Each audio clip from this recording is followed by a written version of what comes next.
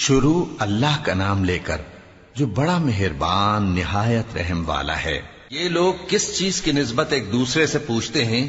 کیا اس بڑی خبر کی نسبت جس میں یہ اختلاف کر رہے ہیں؟ دیکھو یہ عنقریب جان لیں گے، پھر دیکھو یہ عنقریب جان لیں گے۔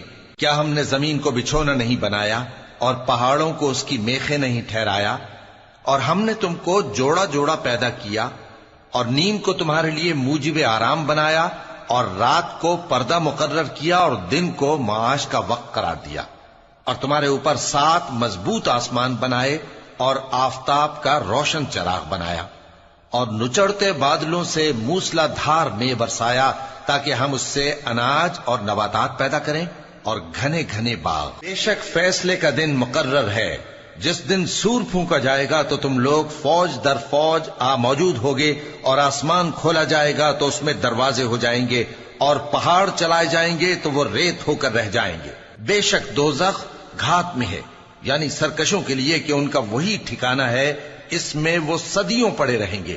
وہاں نہ ٹھنڈک کا مزہ چکھیں گے، نہ کچھ پینا نصیب ہوگا مگر کھولتا پانی اور بدبودار پیپ۔ یہ بدلہ ہے ان کے اعمال کے موافق۔ یہ لوگ حساب آخرت کی امید ہی نہیں رکھتے تھے اور ہماری آیتوں کو مسلسل جھٹلاتے رہتے تھے، اور ہم نے ہر چیز کو لکھ کر محفوظ کر رکھا ہے۔ سو اب مزہ چکھو، ہم تم پر عذاب ہی بڑھاتے جائیں گے۔